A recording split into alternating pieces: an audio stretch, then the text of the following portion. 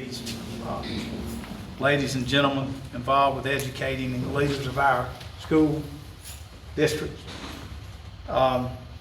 They're tasked with a very difficult task, trying to educate kids, disrupt behavior as far as these threats to schools and social media, the youth violence and the threats to our schools on social media has gotten out of hand. And I'm tired of it. Since SLED has sent their report out, I talked to Chief Keel a little while ago, had over 60 threats threatening schools throughout 23 counties since September the 4th. And guess what? We've made 4 arrests. Am I correct on that? 4 arrests, 5. We had the 12-year-old DJJ wouldn't take. That's another issue we're working at. These teenagers are allowed to be out all hours of the night. The parenting is not there. Many of these kids, when I say kids, teens, we do from 13-year-old to 15 to 16. They're armed with guns and commit drive-by shootings into the houses and cars to settle petty disputes among one another. Some say it's gang related. We don't. Some of them don't even know what a gang is at this point. Some do. But what it is foolishness. And making threats and violence threats to our schools on social media. We will arrest them. We will track them down and arrest them. These threats or any threat. I want to be clear. To the parents, if you allow your underage child to possess a gun, you will be locked up, both of you. I think that's clear. This is a message. I need your help to control your child. These are not parents. These are professional educators that run these schools, and they need your help. I need your help. The public needs your help with this. We have received a grant for these gun locks. Anyone wanting a gun lock, if you have a child or whoever in your home, come out here. We have these gun locks. Come out to the Florence County Sheriff's Office, 6719 Friendfield Road, to the front lobby, and we will have you a gun lock. And if we run out, we'll get more. I am not a social worker or a counselor. I'm the sheriff. I represent the law. I'm not the law, but I represent it. And where we are in this day and age with these kids, when I say kids, teenagers, we've had them from private school, we've had them from public school. And again, we cannot parent your child. That's not our job. It's not my job. I'm not going to cradle you. I had a parent yesterday get mad at one of my investigators. Instead of putting the blame where it's necessary on the child and holding their child accountable. You have these children, parent them.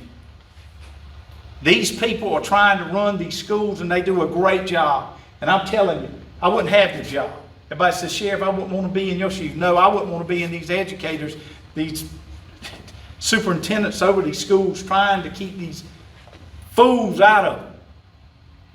But I promise you this, to the citizens of Florence County and to these educators and these administrators, I'm going to put everyone in jail involved.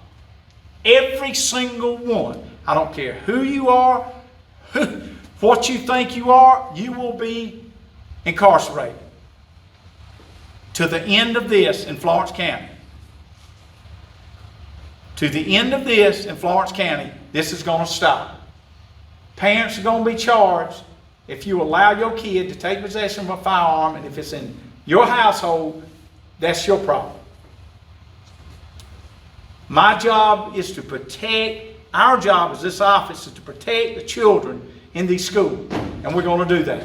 I take it serious. I lose a lot of sleep at night because these kids and these parents are not, parents especially, are not parenting. This is a bad time in this country, but I'm going to help them along the way. We're going to keep them in jail, and we're going to lock the parents up. Just like in Georgia. the man goes and buys his teenage son having problems, an AR. He's in jail now, and he should be. And we're going to go off the same motto. Your child is your responsibility. The school's responsibility is to educate. My responsibility is to put them in jail when they mess up, when they violate the law. And I'm going to do just that. Anybody got anything? Anybody got any questions? Sheriff, I don't think I've ever seen you as passionate as you are today. Just inundated all day long. And I think I said to a parent yesterday, I don't think you're helping by sharing the threat, because that's right, adding to the situation. So what do you say for people who are just online just sharing this? They stir it, I'm going to stir them toward the jail. That is causing chaos among the school. They are there to educate. Understand that statement. They are there to educate these people. They don't have time for this. And I have time to put them in jail. They want to go cause chaos, sending threats. That's just like the threat we had in Lake City. It was in Lake City, Florida. A lot of people, yeah, I know that kid. They didn't know him. They get on there. Some of them don't have jobs and sit on their butt all day and don't work. And they sit on social media. I'm serious, it's an epidemic. We're tired of it. I know these superintendents are tired of it. And my job is to make sure we keep the schools safe. Disruption in the school, all these long-time educators, they don't have time for it. I can say it over and over again. I'm done. We're not putting up with it. How big of an increase have you seen with these bomb threats from previous years compared to?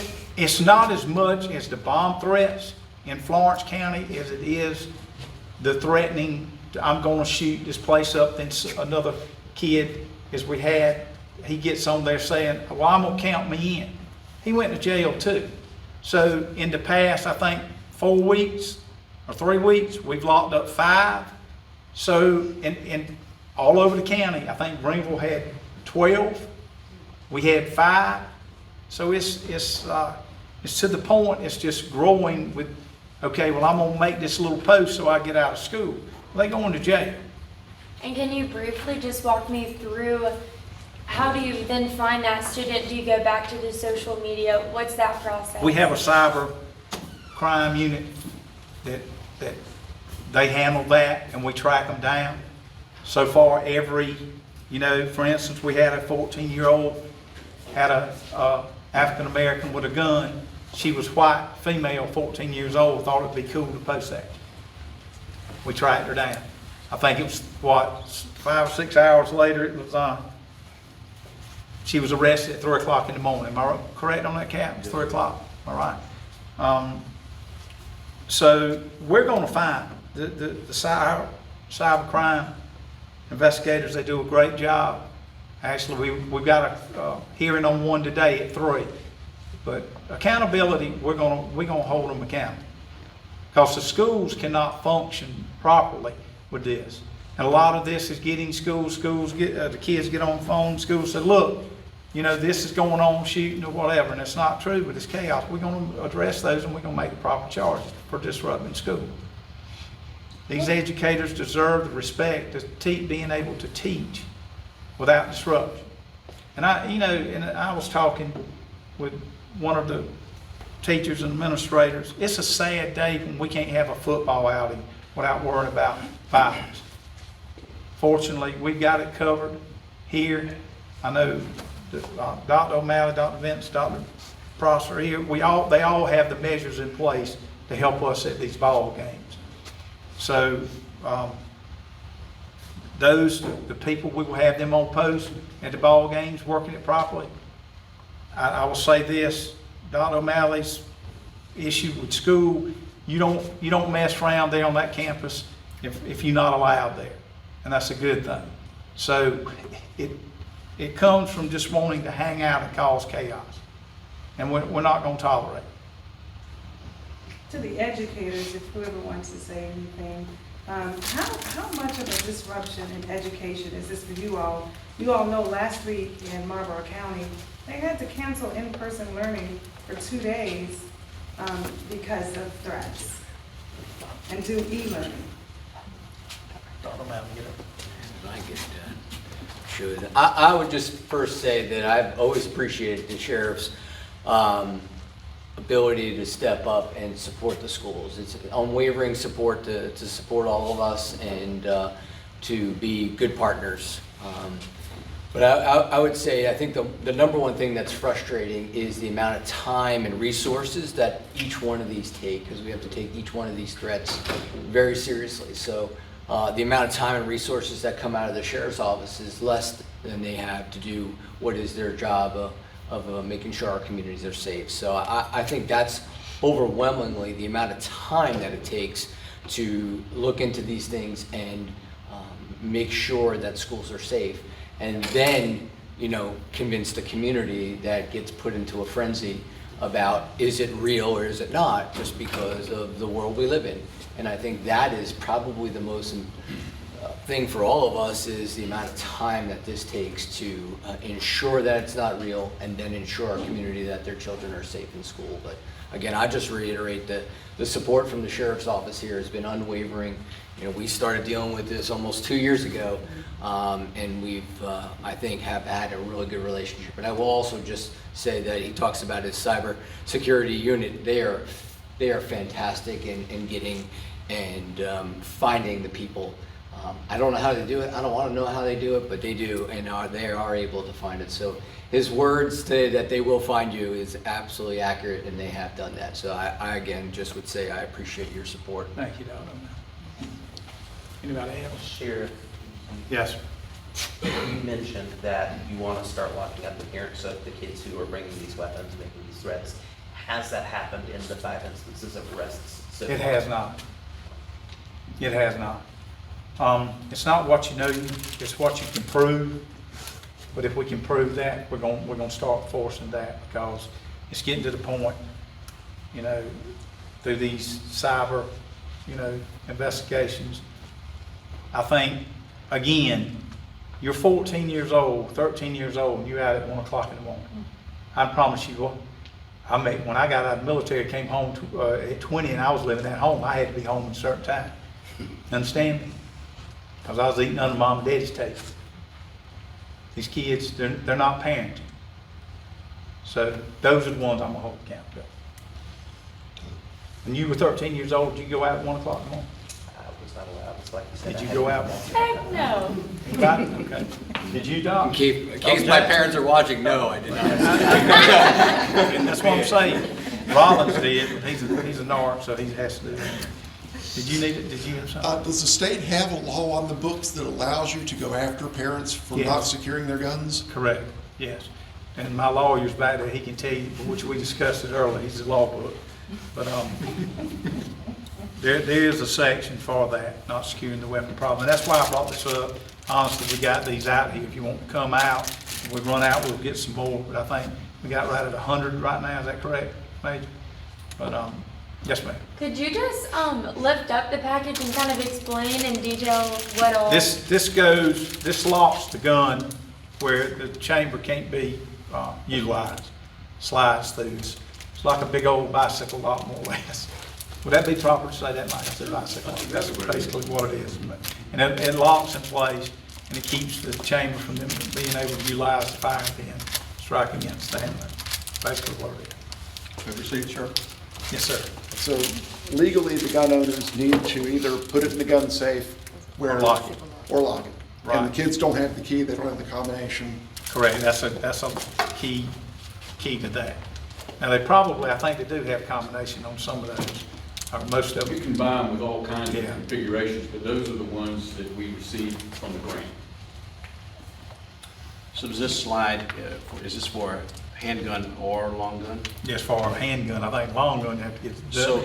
So with It would chamber, depend on the long gun. Yes. Some it would work on, The some it short would chamber. not. so you slide it through the front of the barrel. No, through the chain. Through the chain itself. Right, through the chain. Slide it down through the chain. Got it. Sheriff, in what ways is the Violent Crime Task Force seeking to address specifically youth violence? Well, what we've hit on is actually the areas that the citizens of this county call and say that they've got a lot of, per se, gang activity. We work those areas. We try to cover the whole county. It's 804 square miles, but I think Camp Rose, then we work Johnsonville, Lake City, this past Wednesday. So we go all over, hit them at different times, at different spots. Getting a lot of guns. We had, I think, 3 the other day we were talking about had guns on them. Yeah, 2 18-year-olds. Yeah, 2 18 and a 14-year-old. So that's getting the guns out of the wrong person's hand. Sheriff, how much of a problem is with folks leaving guns unattended in their automobiles? It has been. I think we've done a little bit better job getting it out to the media about making sure you secure your weapon and locking it up. Listen, we've had, hate to say it, we've had some of our deputies and city police officers, people break into their cars. We had ours in a lockbox, and I don't think they got that, but they got some ammo and stuff. But it's very important to secure your stuff properly, especially these rifles and so forth. But that was a little bit, we hadn't received any more. We had a rash of break-ins. We locked those kids up for that, but you know, some of the weapons we didn't retrieve. Sheriff, were the 5 that were arrested, have they been tied to any other crimes? No, ma'am, not that I'm aware of. They have not. Just actually what we put them in there for the school threats, and one saying I'm gonna join in, and then the white female posting an African American with an automatic gun saying he was gonna shoot up the school, and we had a little bit different incident. And in the other parts of the county were just retaliation and so forth like that. And we had, a 14-year-old killed. Whether that was linked to that, that's still an investigation. We made charges on that shooting. Are you all recommending to the State Department of Juvenile Justice that they detention for them? Because I think... Well, that's all we can do unless they decide to charge them as an adult solicitor. But so far, thank God, we've stopped it before, and the school notified us of the incident, so we could be very prompt with making those arrests. And I have to give kudos to Captain Brummels and Ben Price and us that night. We stayed out all night, 3 o'clock in the morning, to make sure we made the right arrest on that. And like Dr. O'Malley said, that people don't believe the man hours it takes to track this down and to work. I think Captain Brummels, we spend about 6 hours up here waiting for it to download to get us, and it's a timely thing. Man hours, and you're dealing with 14-year-old. Come on, man. Where's your mom? Where's your daddy? Be a parent, honestly. It's ridiculous. How much coordination is there between you and District 1, which I know has some pretty unique security capabilities that I'm sure that he doesn't want to discuss, but... Well, actually, to be honest with you, it's very prompt. I mean, Kyle and Dr. O'Malley, which all the superintendents, I mean, we're notified immediately of anything. We deploy, at once. And so, as far as, I will say this, as secure as any campus could be, these districts are covered greatly. I mean, honestly. Now, I can't tell you it's not going to happen. I got a man on SWAT team. He says just a matter when they're trained to go to this, and hoping it never does. But we're trained, if it does, to respond and deploy properly. But we talk all the time. I think I've aggravated you probably, and Scott Cook, the principal down there, and I know Dr. O'Malley. I've talked with them 2 or 3 times this week. So the communication is there, and we're there for them for that reason, to keep the children and the educators safe. Do the schools look out for each other? Yes. When you all cast... And I say that, I would think so, because they said it communicates. So when you cast your searches, you're looking primarily for your school district, but secondarily, you're looking out for each other's school districts. And I guess my last question is just, would you say that these kids are, they continue to do this because there hasn't been any disciplinaries that they see, or why do you think this keeps happening? Well, I think it's the parents. They're not being held accountable at home. That's where it starts. I coached I was a head football coach for over 25 years. A lot of the kids I dealt with didn't have any discipline. They would drop them off there and want me to be the mom and daddy. I can bust their butt on the football field and make them go by the discipline policies that we have. But again, it starts with the parenting. Now, some of these kids, I don't think it was a second offense. Almost, that wasn't any second offense, anything on these kids. This was the first time doing it. One of them, he'd never been in trouble. And he goes, well, I just commented. Well, guess what? You're going to DJJ. And it's sad, but don't do it. Don't get on social media and make a threat. And if you hear something, see something, notify us. We got a case right now that we're working. A girl heard a boy say he was going to shoot the school up. We're working that right now. So those things can help us stop this violence. But again, teenagers, it's kids doing this. I've had enough, and the school's had enough. So I think the next step, let's just lock the whole family up. If you can't raise your children right and can't do right, put them in jail. We got a nice place back here to feed. Tired of it. Doug, how many dollars an hour does it cost? Oh, I wouldn't even, I'd have to, my financial man, he's gone. I would hate to have to say that because I'd probably have a heart attack. To be honest with you, it's a lot. And let me say this. I know these schools have I know Dr. Malley's district and all the districts, but I know his is they spent a bunch of money on to prevent this. I'm telling you that. He could probably tell you the amount spending security and what they've done with security across this county with schools. But that's a lot of money as well. Not only, counting what we've done working these cases, investigating. So are you all, and Dr. O'Malley would know this, are you all spending an elementary school a year to keep everything safe, a middle school a year? Oh, I'm sorry. Half an elementary school a year?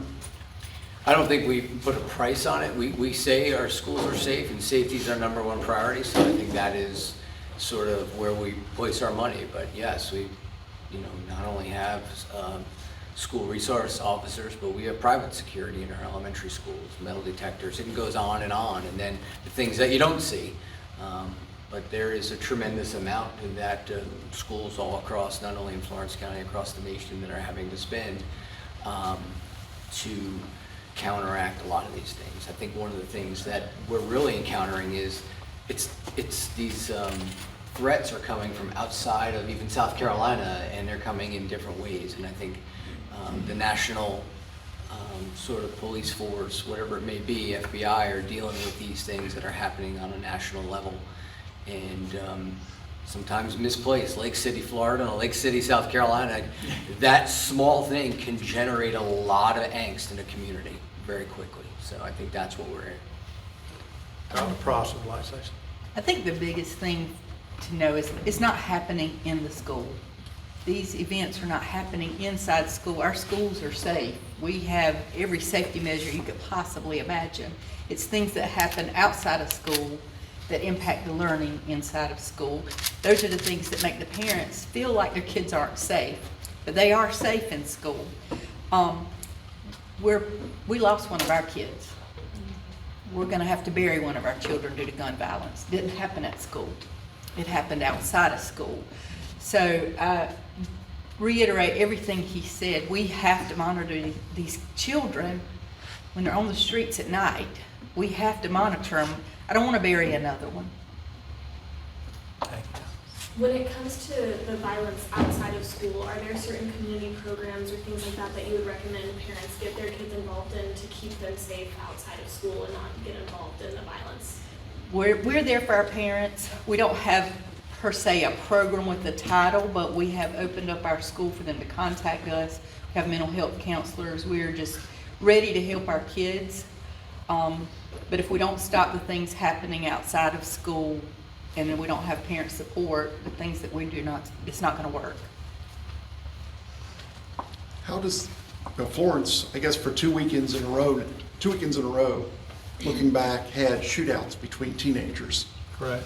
How does this play into, is this just notching it up, crank up the pressure one more? That's right. We're doing measures, got more boots on the ground and using our task force. to go to these areas that we know that we've been, we have some intel from people calling us, telling us about who was involved with the shooting. We utilize that through the informants. But yes, we picked it, just like we were manhunt the other day. I called out all the task force units and all the specialized units to go assist, and ended up in Lee County. So it does take a large amount of manpower to go get it. You got to put the boots on the ground and get out. Sheriff, you mentioned that there was one young man who DJJ didn't want to have to deal with. Can you elaborate on why that was? I think the age, that was the 12-year-old, they would not accept him. Which I know that Georgetown, I think, had a 12-year-old and maybe took him. I don't know. It might have been more of a threat there, but I think under 12? I mean, 12 they can go, but under 12 DJJ won't take. And the sad thing is, here we go, we turn it back to the parents, and they the reason why he's out there to start. So, it's crazy. But so what do you do in an instance where you have a young man who JJ won't take, that they're doing? Turn him back over to the guardian where he came from. He's out there all night. They didn't do anything. Let him roam, and we turn him back over, and he's probably going to leave right then and go back out there and show his butt again. And the age range of people you're seeing causing the most problems, middle school, high school?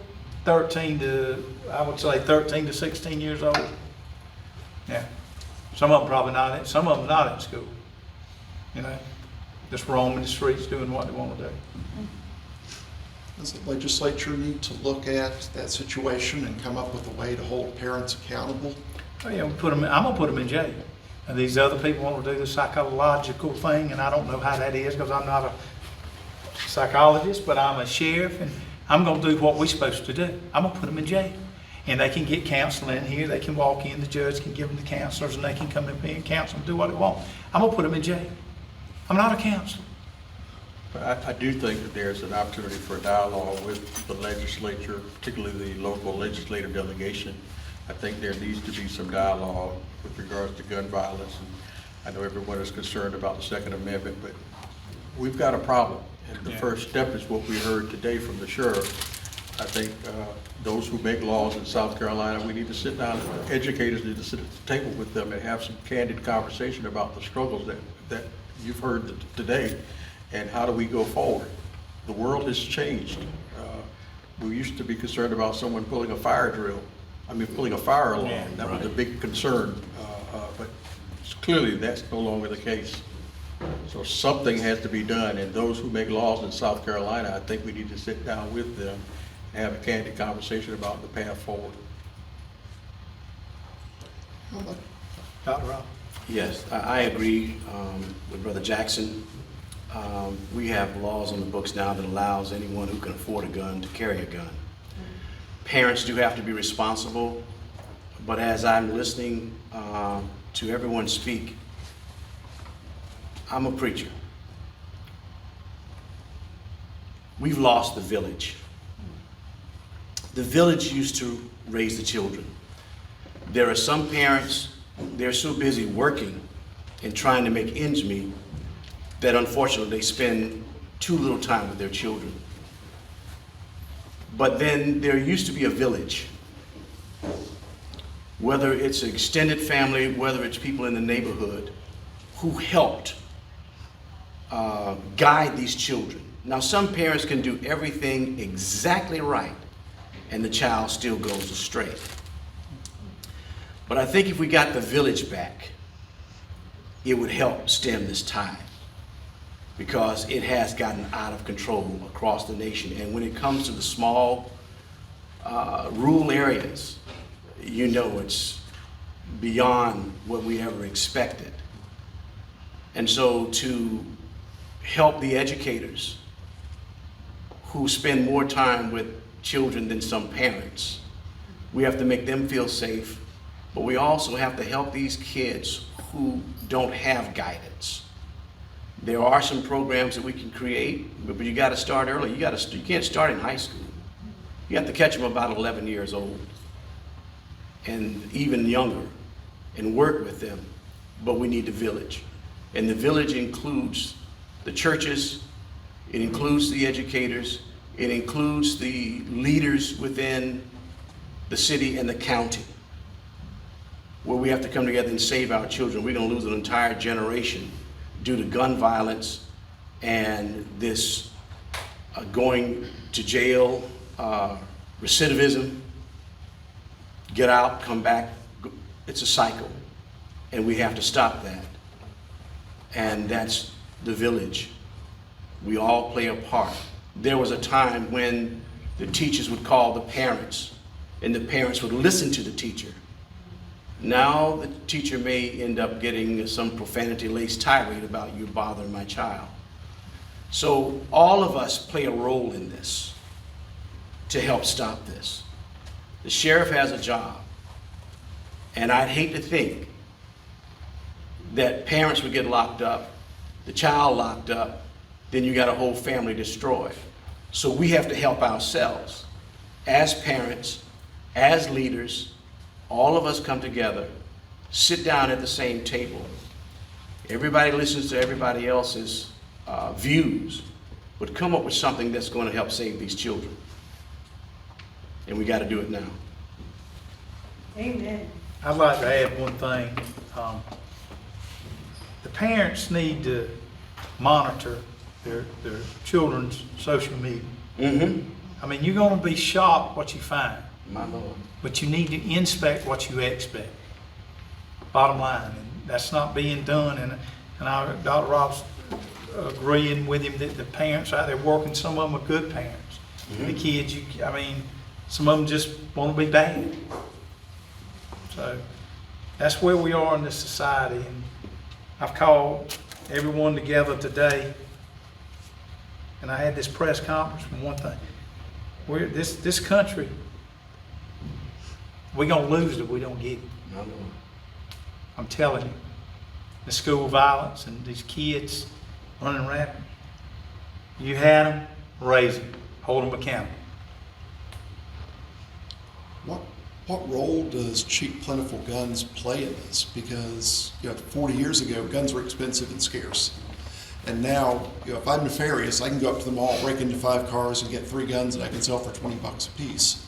Well, that's why Dr. Jackson asked the question about, we did have a string of that probably a year and a half ago, 18 months ago probably, and we locked those people up.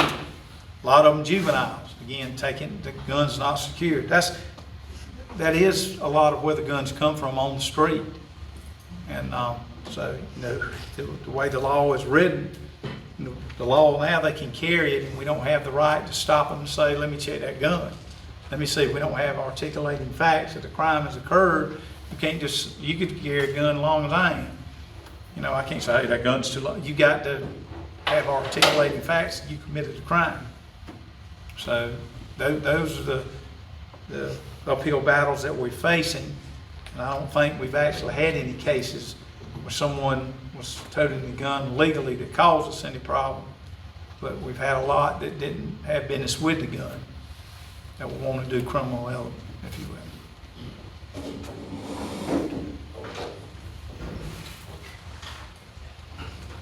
Thank you. Anything else that you think is important to add before we? Man up, woman up, keep your children under whip, belt, whatever you need to do. I don't care.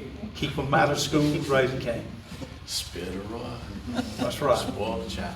I'm just telling you, That's scripture. these times are bad, and these innocent kids want to go to school to learn, and these educators bust their butt day and night, keep the schools going. I don't have time for this, because when they call me, I get worked up, and when I get fired up, I don't like to get fired up. And when I do, I'm fired up about this. Don't lock them up for breaking out the belt, though. No, sir. We don't do that. Okay.